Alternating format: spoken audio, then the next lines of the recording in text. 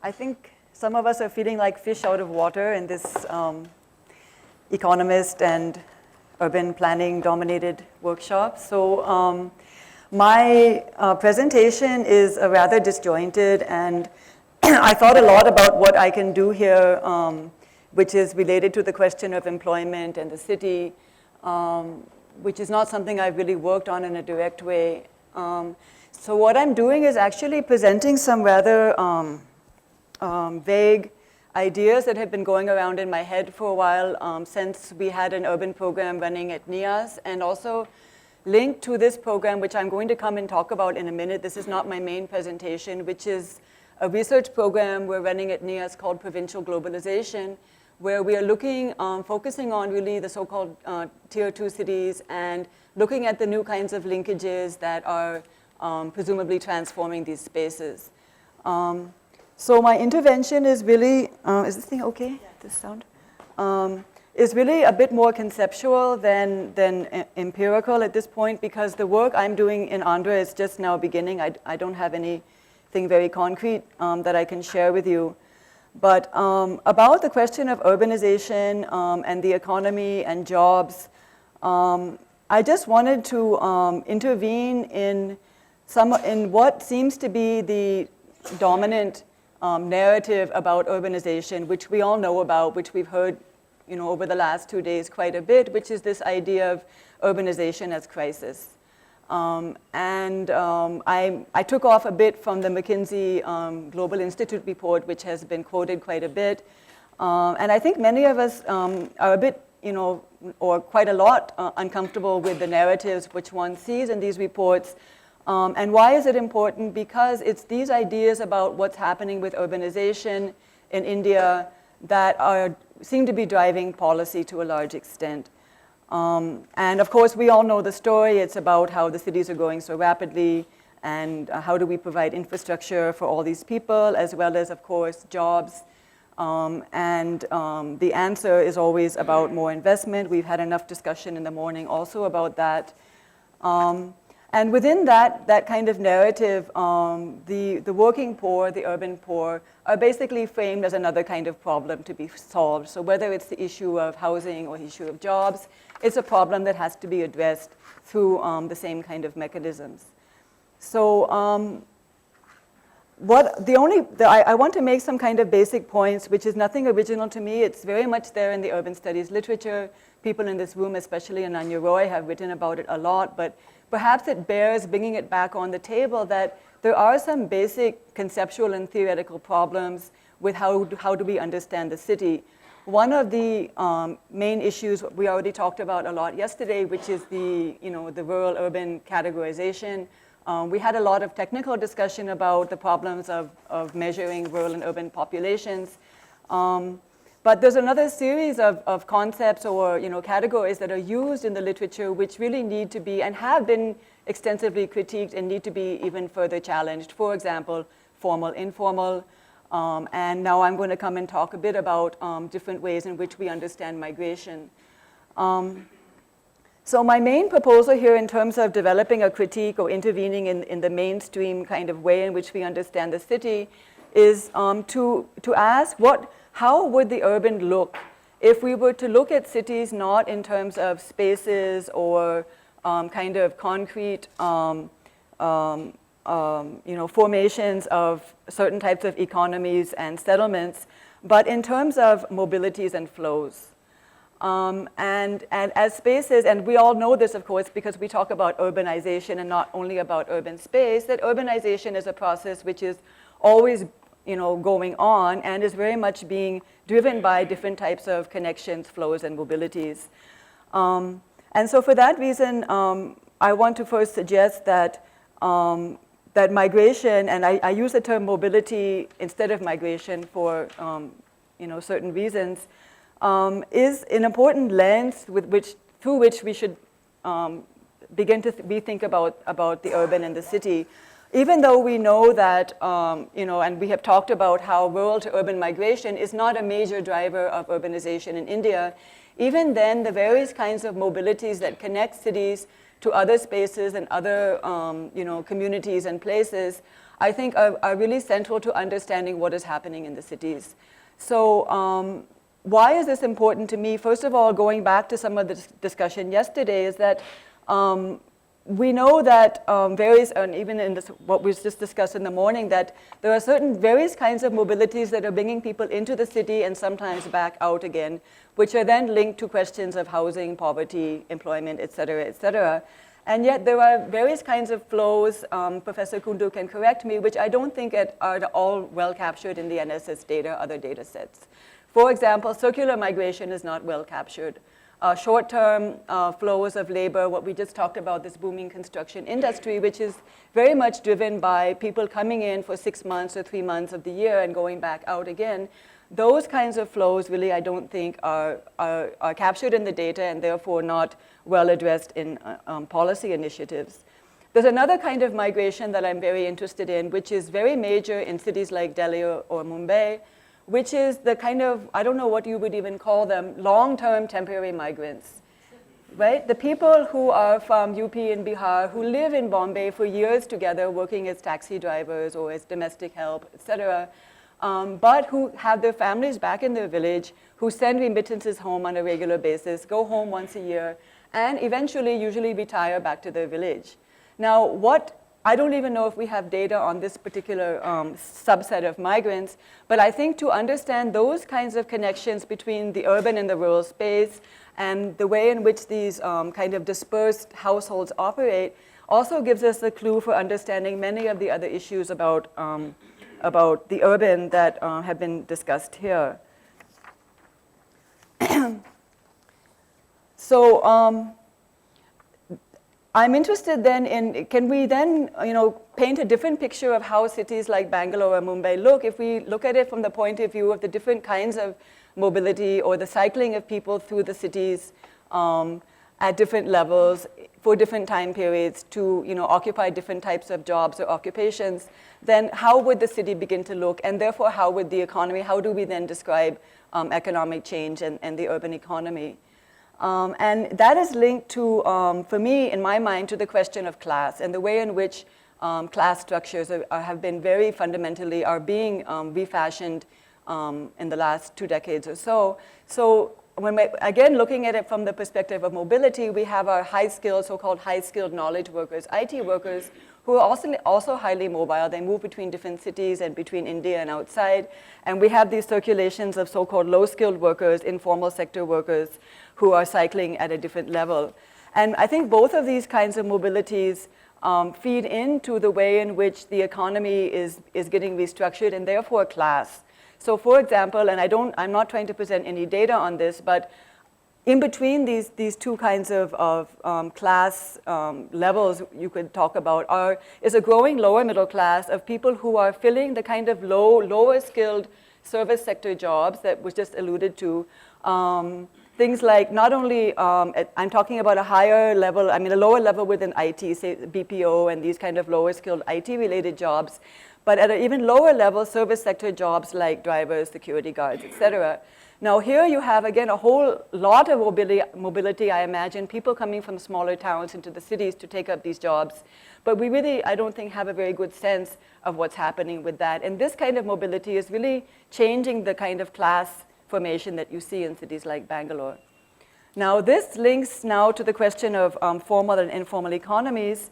And here what I want to say, I think the concept of informality or informal economy has been critiqued quite a lot, but still, again, in terms of official statistics, we're kind of stuck with it.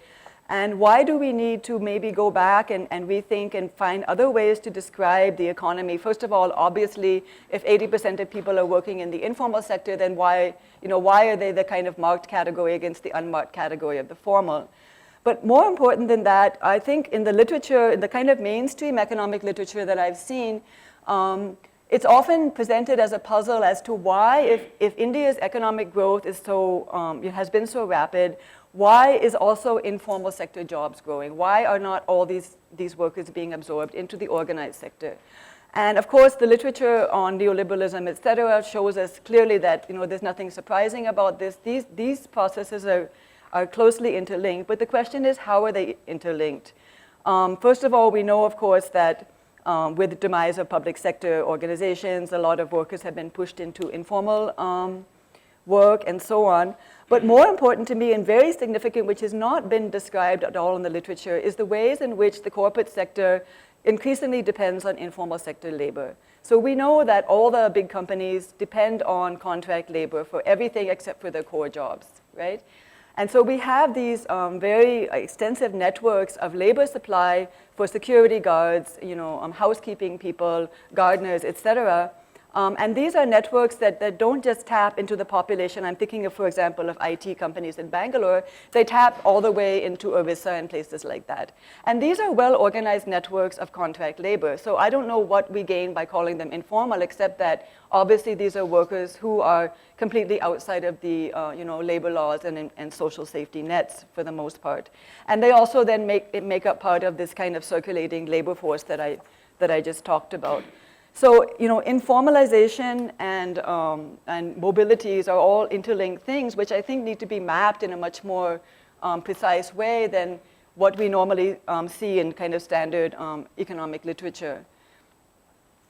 So my proposition here is that, and many other people have made this argument, that informal and formal labor do not represent different circuits or different types of labor, but actually, they stand in for different modes of accumulation and circulation, which in fact are becoming more tightly integrated to the point where we can't really talk about them as separate entities. Let me just make one more point about this circulation of capital and labor.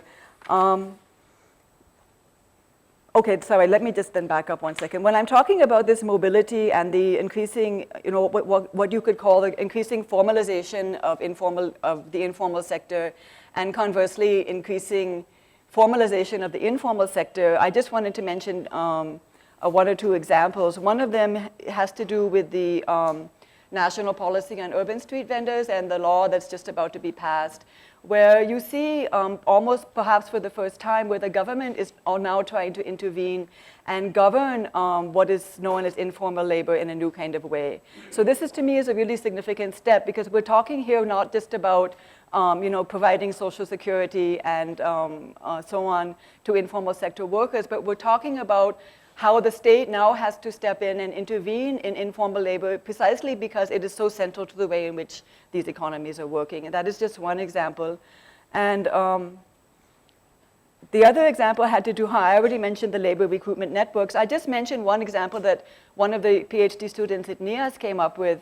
And she's studying the garment export industry in Kerala. And there she found that they are sourcing young female workers all the way from Orissa. And how they do it is that they are in contact with like the BDOs and sarpanches in some rural areas of Orissa. They identify BPL families and they offer these girls jobs. So they're brought in a sense, to work in these garment factories with the cooperation, active cooperation of the state, but not through any particular state program.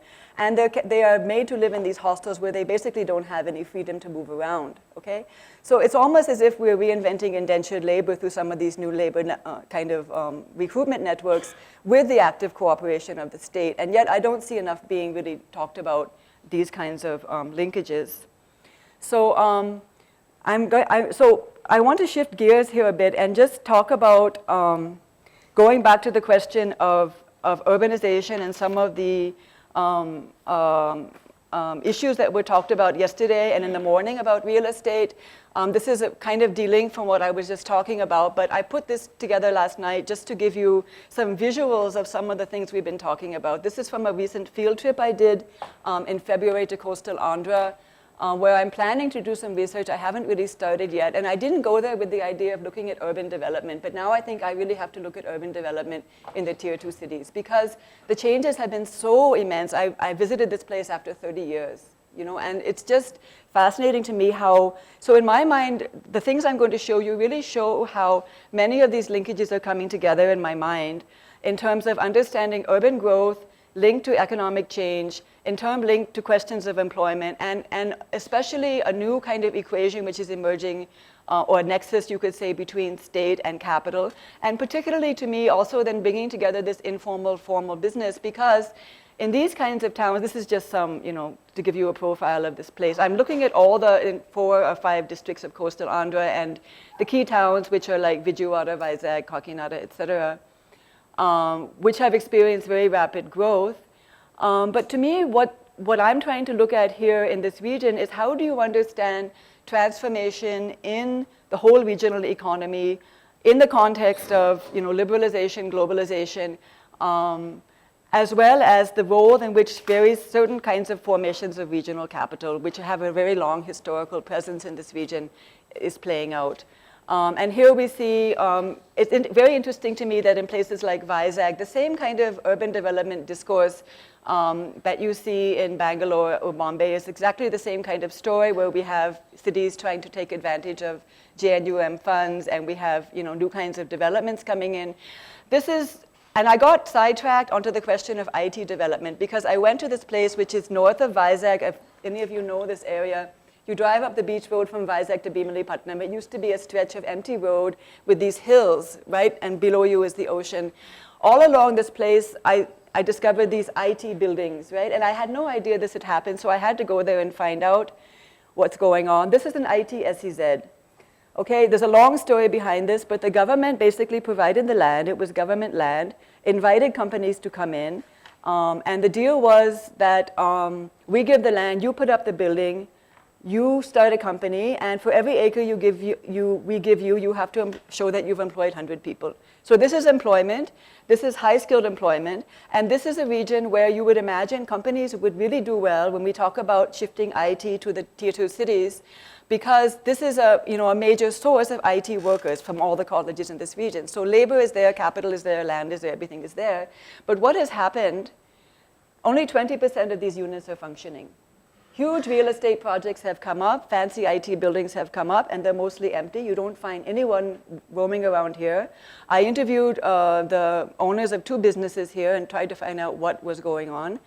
And long story short, you can see from this signboard that there's no known IT companies. These are all local businessmen who took advantage of the SEZ scheme to put up a building. So perhaps they imagine that they know how to run an IT company, but they don't, because they've never worked in IT. Now what has happened is the government says, well, you haven't fulfilled the terms of the thing, you're not running a company, so we're taking it back. And they are now negotiating with the government to get it out from the SEZ scheme so that they can now rent their property.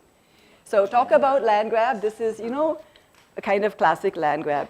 But to me, it's obviously much more than that, because there's a whole politics of land that you see in towns like this. And I found something very similar, I'm just ending, very similar when I went to Kakinada and also Vijayawada, where again, I kept asking people, I went to all the STPIs also, that this is a prime place where there should be good chance for IT development. Entrepreneurship is there, money is there, land is there, people, everything is there. Why is it not happening? Everywhere these schemes have failed. This is the L&T high-tech city, which is just opposite the Vijayawada airport. A few companies have moved in, basically a lot of empty office space. Now, it seems to me that the only way you can explain all of this, and it requires a lot more unpacking, is if you look at the local, the formation of regional capital, the local business interests who will always try to capture whatever government schemes come in, right? And also the whole question of land. We always come back to land. So they say, for example, in Vijayawada, nobody wants to put up an industry because land is so expensive. It's more expensive than Hyderabad. So why would I go to Vijayawada? So we come back to the question of land and speculation, et cetera, that we were talking about in the morning.